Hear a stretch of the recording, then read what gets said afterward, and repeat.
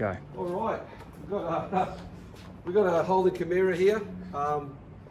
They won Wheels Car of the Car of the Year. Car of the Year. So what was that? I think 1983 by my memory. So the Wheels judges were actually had a cane in their hand when they were looking over this one. Yeah. So this car is actually, I think it's got about 130,000 Ks unrestored. So the chap that owns it, he's got a collection of Camaras. He likes them. Yeah, one day they'll come back in fashion. Yeah, well, we've had people come here that collect Camara stuff. You know, there is a small group there. I'll tell you, I ran into a young bloke today. The kid was 15. Yeah. He's been given a Camara to do up. He's going to do it up. He wants to cut the floor out and LS it. And I offered him the Camara I've got at home, and he said, how much do you want? I said, mate, come and get it. I need to get rid of it. And he goes, all right, I'll come around. So I may have got rid of the Camara, finally. There is a market out there somewhere for these things. It's when you hop in it, when I've driven it, moved it, it's like being in a Gemini. So, yep. So these guys, they had a 2 litre, I think 1.8, then 2 litre. I think the last ones, the SLE and all that, I think they had 2.5 litres. They were quite a good car, but the early ones... These were the first with the injection. Yeah. So the EFI... early ones got a bad rap, you know, dashes used to fall out, this and that. I've had people come in here, they hated them. Other people said, we did 300 odd thousand and never had a problem. Yeah. So I think maybe it was a Monday or Friday car, I don't know. I think you put them into the Mitsubishi Magna category where... Yeah, I know. Yeah, or the Astron engine in them, they were shitbox. He's, I don't know which one, but one of his cars, he saved it from the tip. It was gone and it was in really good condition. He saved it, so... So this engine in this is the one that we just looked at over there, isn't it? Yeah, yes it is. Yeah, the 2 litre engine. Yeah. So yeah. But it's a good example. But again, it's the first of the EFI cars that Holden produced. All right, now something very interesting. We've got a VN Commodore here. In Australia, they came out with the Buick V6 and the 5 litre. But this one's a New Zealand built. The chili bin. New Zealand built VN, so it's an 89 model. So what I've been told, they send about I think 6,000 of these so-called Berliner bodies to New Zealand, and then they assemble them over there. It's got a Berliner badge on the back, but it's not a proper Berliner. It's a poverty pack. It's got wind-up windows. It's basically executive or something. So it's got the 2 litre engine, the Camara engine, but it's facing the correct way. Yep. In the Camara, it faces east that west. way. Yep. North east south. west. Yeah, north south. Yep. So I still can't get my head over this because in New Zealand it's very hilly. Could you imagine four Maoris sitting in this, trying to go up the hills, drinking a long neck? After they've just gone and got their crate of beers. Yeah. So, and they were sitting in the boot, which is full of ice to keep them cold. And it's got a different gear stick than the Australian-built VN. It looks like it's a VL one, so it must be a Trimatic in it. Yeah, okay. Yeah, so if you go around here... This would be interesting to see how they mated that up to the Trimatic. So... Can't open it. It's interesting, yeah. If you go to the back... If you go to the back, you'll see the Berliner badge here, and then you'll see the 2 litre badge here.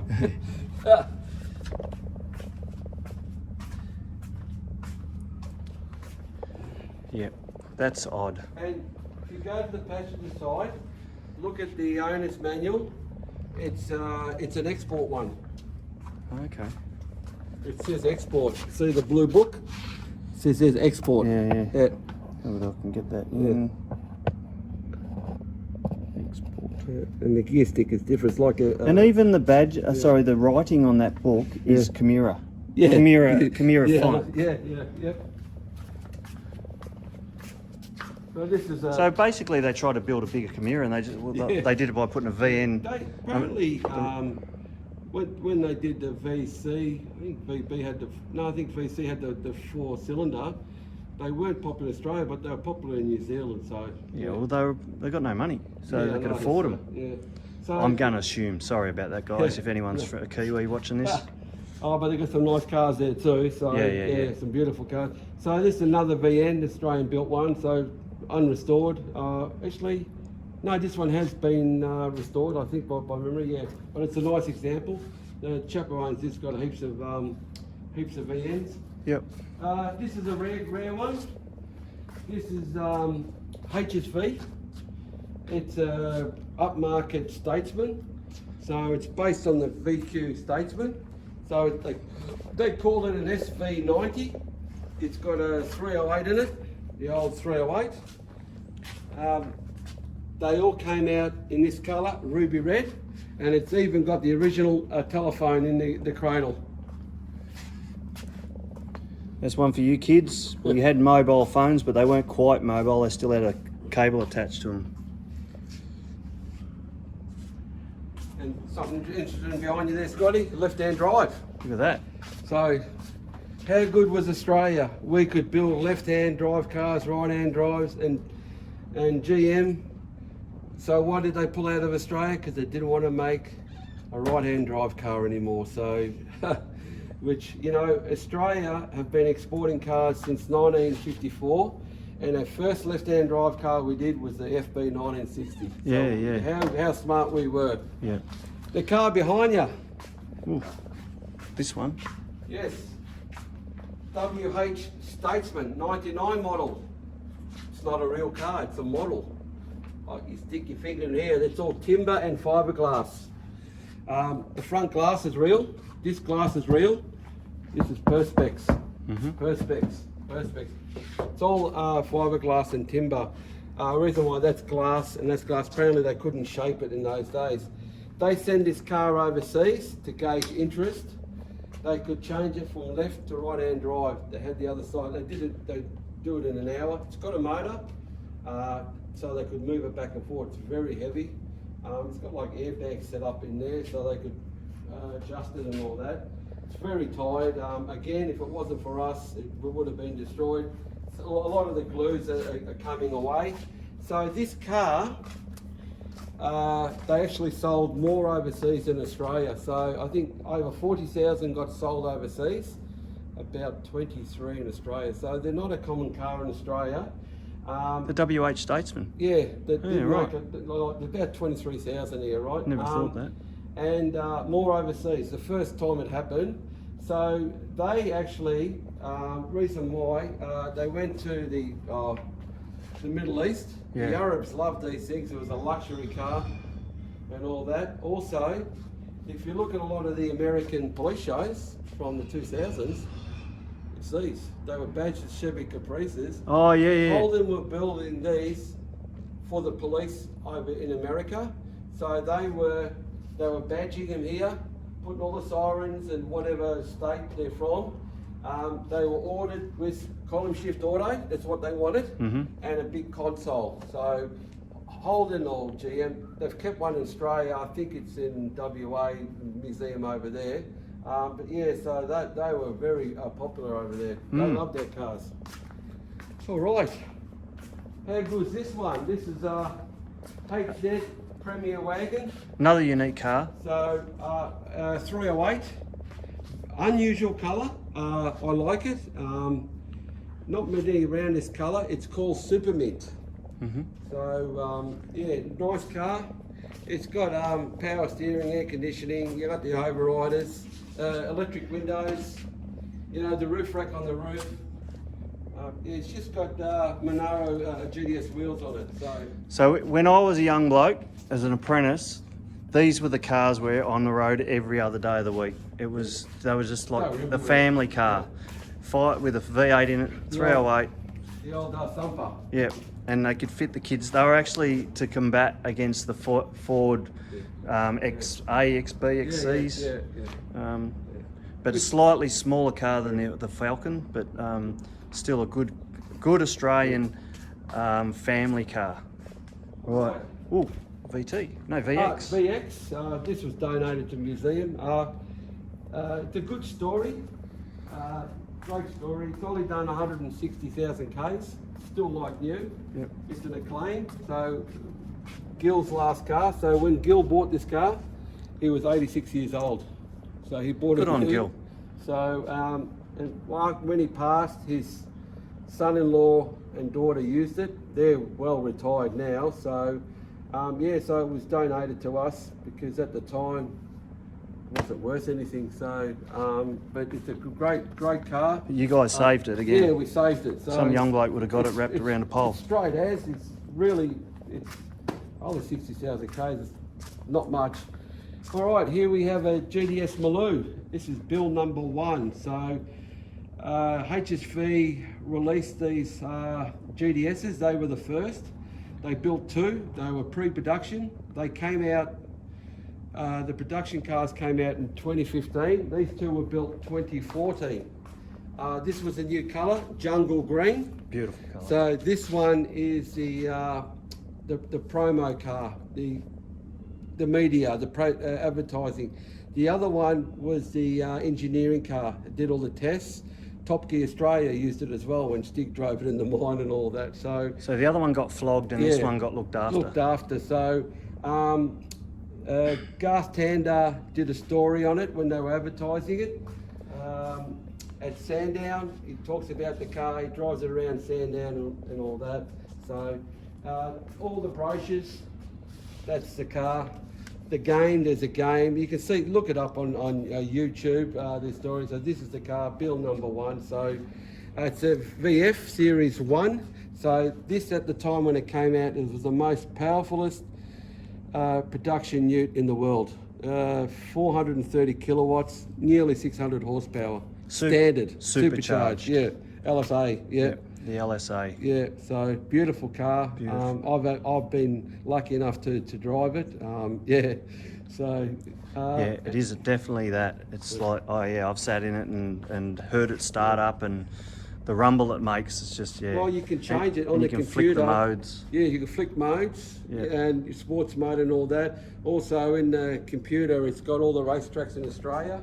So, if you say it's Sandown, you can flick it to Sandown and all that. So VF Series 1 makes it what year? These came out in 2015, but this is a 2014 build. Yeah, 2014. Yeah. So here we are, 10 years old, this car. 10 years old and all that technology in it.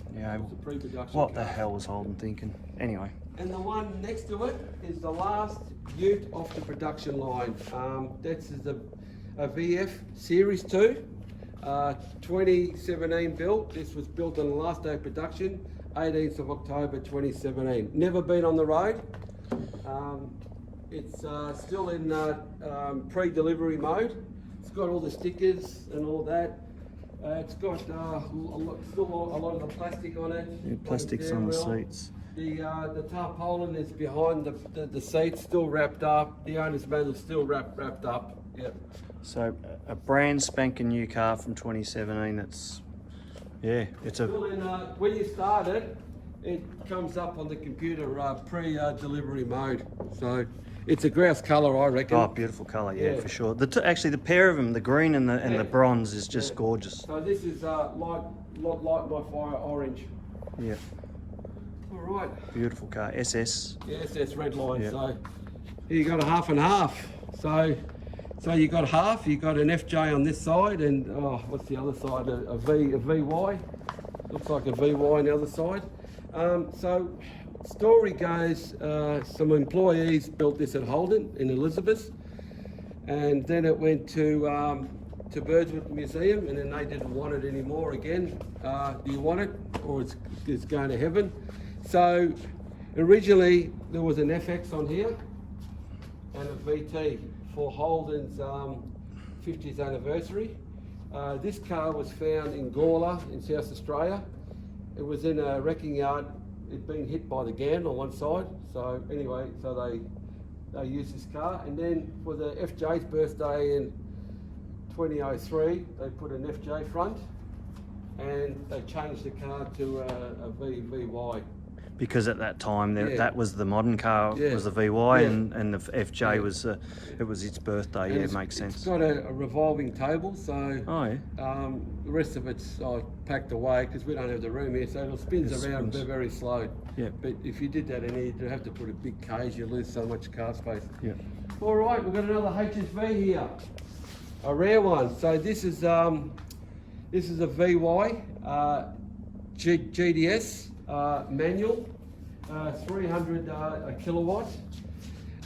Series 2. So Series 1, they built 147 of these. Series 2, 25. 25? It's one of 25. Yep. Is that because the market dropped out, or Maybe, I'm not sure. there was no pre-orders? That's amazing. Yes, so they did a Series 1 and then a Series 2. Yeah, 25, so. Bloody hell. And what number's this one of them? Oh, Don't know. might be number. Pick a number between 1 and 25. I think we start between the two. Same owner, both cars. Yep. This one, very, very interesting car. Yeah, this is pretty cool. This is a VE 2008 model, HSV W427. 7 litre engine, it, big bugger. It's been signed by Gas Tanner and Mark Scaife. I think they might have driven around Eastern Creek. It's got a dry sump. Oh, yeah, Yeah, right. dry sump. The chap that bought it new in 2008, HSV wanted to build 427 of them, but the economy was terrible. They only made 137 of them. When he bought this car and on-road cost, we're talking 2008, was nearly 170,000.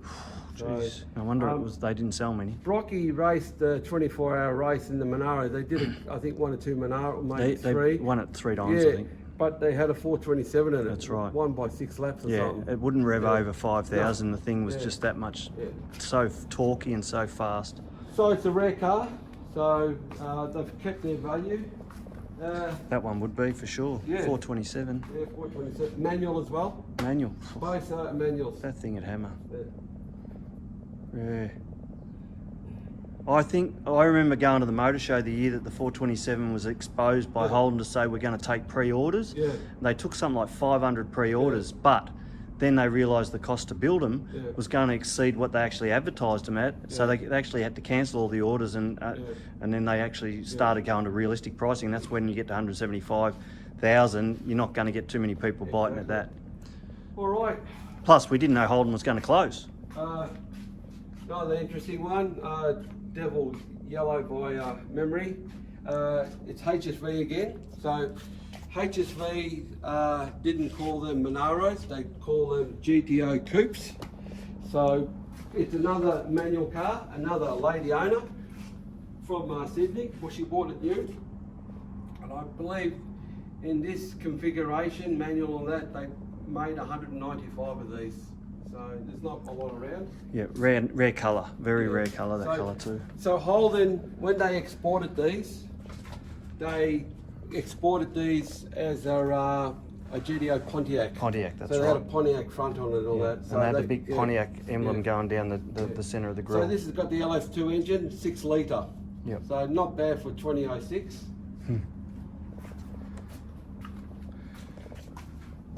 Here we go. What steering wheel's on the wrong side? Yes. So this is a VF Series 1, 2013 model. Again for the export market. So it's a VF, it's an SS, and they badged it as a SS a Chevy, so for the export market. They never sent this one across. It's basically still a new car, and I believe it's not painted underneath. They did that in case there was any warranty issues. They could look at this car, if there's anything structural or whatever. So left-hand drive, the speedo's in miles per hour. But again, what I've been told, these were made in Australia, but they were cheaper to buy in America. Yeah. And if you look at this is just a normal SS, and it's running red line brakes in it. So they put red line brakes on for them. Yep. Right. Also, And it was cheap. yeah, and it's got heated and cooling seats. We only did cooling heated seats in Australia, not cooling. So let's get this right. If you buy that car in Australia, you pay more for less. Yeah. But if you buy it in America, you get more, and Yeah. they didn't appreciate it. Yeah. And we want them. Yeah, but the Americans that have our car over there, they love them. So, but also, and I believe they went harder over there because they didn't have the tight admission controls, like all the mufflers and all that, so they went a bit harder. So, all right, so you've got a Caprice here, the final one, last one ever made, WN, 6.2 litre, made on the last day of production, brand new car. There's its bill sheets and all that, unbelievable. So this is luxury over luxury. So yeah, wouldn't mind that in the garage. yeah, it's grouse. So so we've got the last Holden Ute and we've got the last Statesman. Yes, Caprice. This is a Caprice. They didn't call them Statesmen, did they? No, they didn't call them. They called them a the Caprice. Statesman. Yeah. So yeah, so it's brand new. Lovely car. Yeah. And Holden owned this one. Yes, yeah, GM, yeah. GM. Yeah, or GM. I shouldn't say Holden anymore because, you know, I'm a little bit... anyway, I'll say that for another day, I think. My views on GM. Yeah, I know. Yeah, we got screwed over, mate. Oh, yeah. Holden was still making money, so they had no idea they're going to be shut down. And we've got another last car. How's that? Another last car? Another last car, another Caprice. So this is a unique car. So it's a 308. It's got 20 kilometres on it. So How many kilometres? 20 Ks. 20. 20 Ks. That's up the shops and back once only. So it would have got that, driving around the plant, putting it on the truck, taking it for display. It's built as a display vehicle. It's got no tags on it. Very unusual car. Reason why I say this, production finished August 84.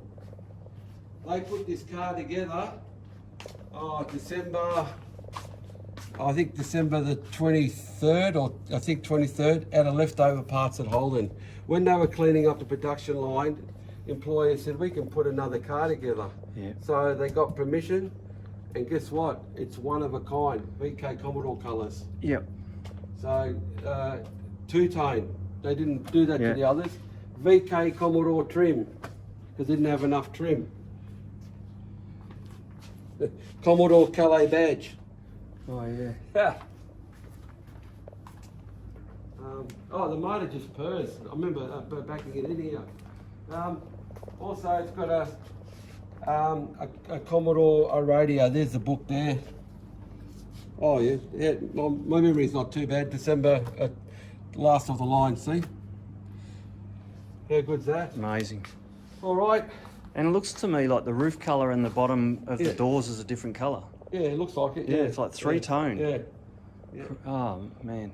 Like, See, it's not my... It doesn't look nice, but it's odd. So they would have done that, like 84, you know, VK, the VH was coming out, and the VH, they did a shadow tone. So you're probably playing around with that. But VK was after VH, so... Yeah. But they had that, they had that look and trimming, and I didn't think much of it. No. That's another story, but... Yeah. But it's a one of a kind. It's a one of a kind. Like, yeah. So, all right, a couple more. HQ Statesman was factory 350. So it wasn't a lot of them. So it's a genuine factory a 350. Would I be right in saying that when these came out, we had a petrol war? Yeah, and the price of fuel was ridiculous, and everyone sold off their V8s, weren't buying V8s. Yeah. So these cars were produced, but no one was buying them because they couldn't afford the fuel bills. And also, these were a lot more costlier than the Holden V8. So there was nothing wrong with the Holden V8. And I think these 350s were made in Canada, I think. Would these be a leftover 350 they had in stock from before they had to take up on all the 308 stuff? From the HG? No, because they planned to build these with 350s and the coupes. The leftovers went into the four-door HQ we saw earlier. Yeah, right. Yep. So, and then you've got a ute next to it. The guy calls it a clone, but it's not a clone because you can't make a clone if you don't have an original. So it's a mock-up. So he built his own GDS HQ ute. Holden never built a GDS ute. The closest thing they built was a Sandman ute, which is basically a GDS, but badges say he didn't want to do that because people say it's not a real, so he just did his own thing. So he painted it in Lyman green, which is, I believe, the first HQ coupe that came out was the 350 was this colour. So it's the 308 and all that. It's very well done. Yeah, very well done. Got GDS wheels, interior, got the houndstooth and all that. Yeah, it's nice trim. Yeah, it's a beautiful car. Yeah. Yeah. Very similar to the Barbados greens, the lima green. Yeah. Yeah. Yeah, not quite as bright, Yeah. but still. And then we've got the other cars. All right. And then up here, a couple other things. This is out of Holden design, Timbo Tirana, 2-door. You can see they're playing with the 4 doors and all that. So had a few people here that worked on that. And Holden even did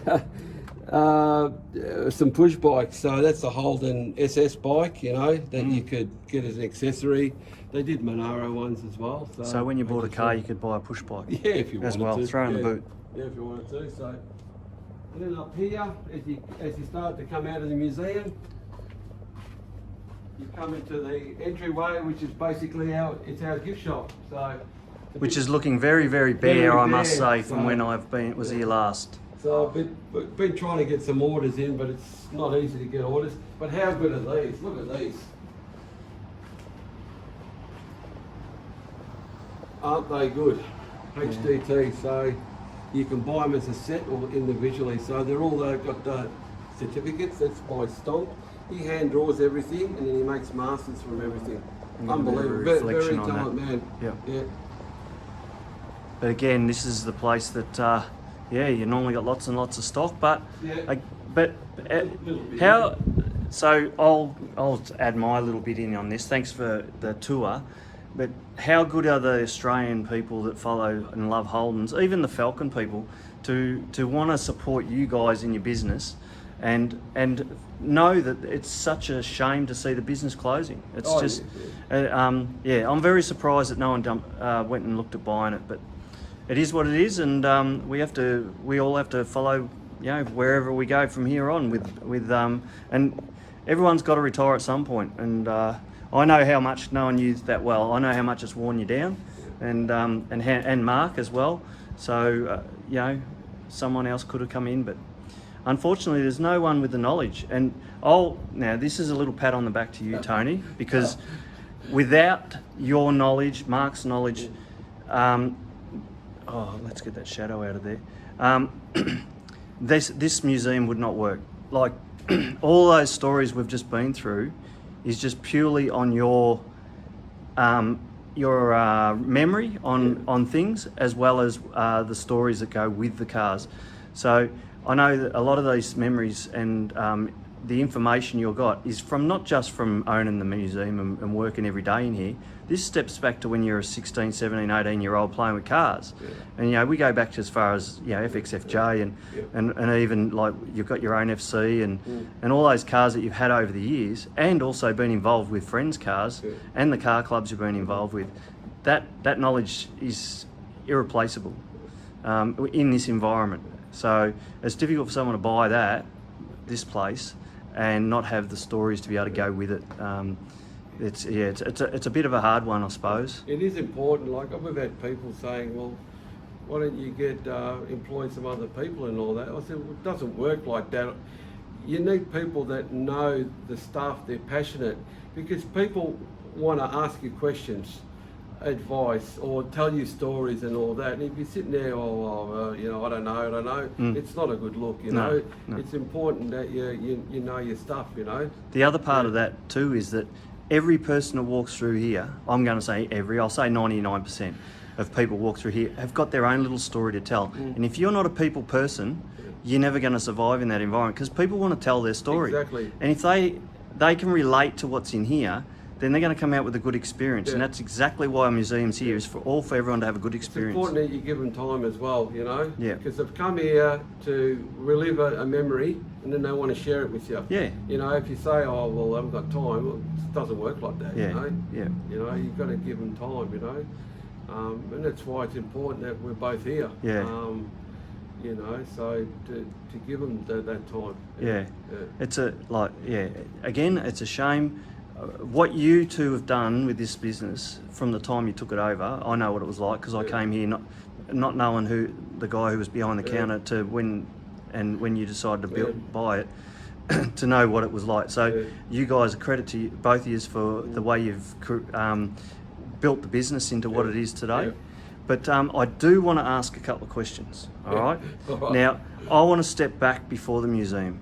I want to know, when was the decision made to go and approach Ted, the previous owner, to buy the museum? Oh, well, what happened was Mark, he used to go on the RSCV rallies, fly the flag tour, that go for, I think, 4 days or so, regional Victoria and stuff like that. So, and he said, oh, they're going to go to Echuca as well. And I said to Mark, oh, say good day to Ted for me, because I've had cars in here in Previous years, and I've had friends there, so I've been coming up here for years.